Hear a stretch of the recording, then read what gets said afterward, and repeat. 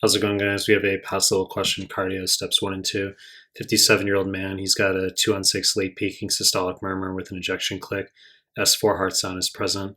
And then which additional finding are we going to see in this patient? So this is very buzzy for aortic stenosis. It can be described as mid-systolic, aka crescendo decrescendo systolic murmur. They don't have to tell you the location. Classically radiates to the carotids, okay? And late peaking systolic murmur with an ejection click. Ejection click is not the same thing as mid-systolic click that you see with mitral valve prolapse. Okay, ejection click's aortic stenosis. S4 heart sound, I'll talk about as we move through the question. Choice A, diffuse four-chamber dilatation with reduced ejection fraction, wrong fucking answer. This is dilated cardiomyopathy, all right? Aortic stenosis, I mean, in theory, could it precipitate a DCM? Probably in some cases, maybe, but not for USMLE, okay? You need to know some high-yield causes. Just systemic hypertension, of course, can lead to any type of heart failure, including DCM, but your ABCD causes, alcohol, beriberi, it's thiamine deficiency, C, Chagas disease, cocaine, Coxsackie B virus, D, doxorubicin, aka adriamycin. Then there's other causes like pregnancy, peripartum cardiomyopathy, and hemochromatosis. But you might get an S3 heart sound with dilated cardiomyopathy, which 29 out of 30 times an S3 on its own is systolic dysfunction with decreased ejection fraction. But S4, it's not decreased ejection fraction on USMLE. Wrong fucking answer. Choice B, history of rheumatic heart disease in childhood. Wrong fucking answer. So this causes mitral stenosis. Now, some of you are going to get emotional. Those of you who are hyper pedantic, relax. Mitral stenosis, 99 times out of 100 is going to be due to history of rheumatic heart disease. It's synonymous in USMLE. Can rheumatic heart disease affect the aortic valve sometimes? The answer is yes. For USMLE, I haven't seen it, okay? It's always going to be mitral stenosis. You need to know that as a kid. Strep pyogenes, you're going to get type 2 hypersensitivity. Antibodies against the M protein of group A strep cross-react mitral valve cause mitral regurg acutely in childhood, holosystolic murmur. But that the valve will scar over years later and become mitral stenosis. That's going to be a rumbling diastolic murmur, they can say, or they can be very buzzy and just say an opening snap in mid-diastole followed by a mid to late decrescendo diastolic murmur. Wrong fucking answer.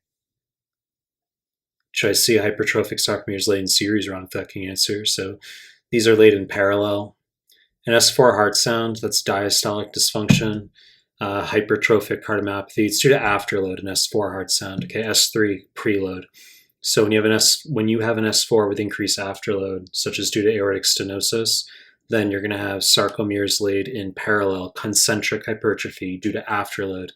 Volume, preload, S3, eccentric hypertrophy, sarcomeres laid in series. Okay, so choice C refers to sarcomeres laid in series being eccentric hypertrophy. Volume overload may be aortic regurg in some cases, can be physiologic hypertrophy, high endurance athletes, but laid in parallel, concentric hypertrophy, afterload. Wrong fucking answer.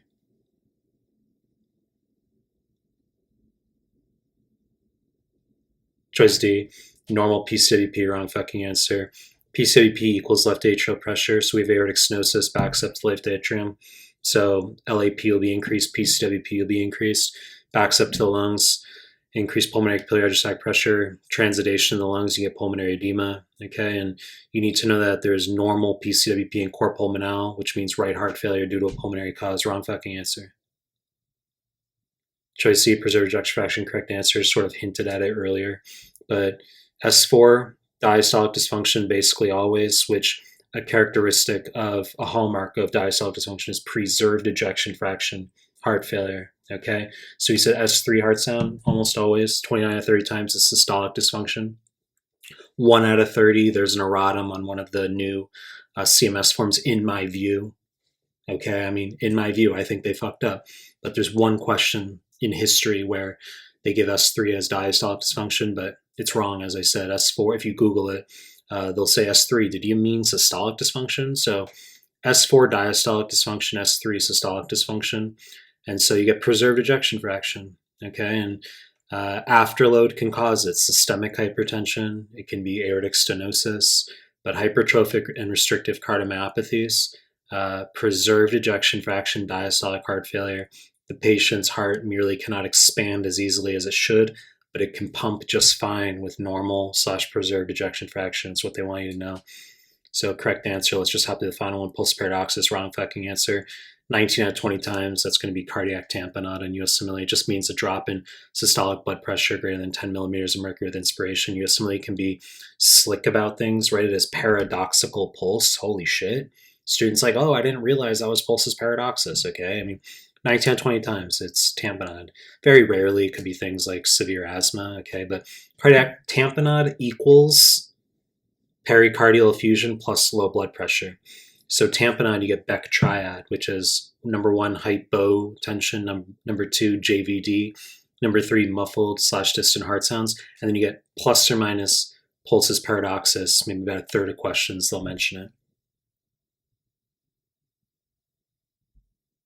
Pulsus paradoxus? Wrong fucking answer. You know the deal. When you make more content, like a subscription. Appreciate your time. That's it.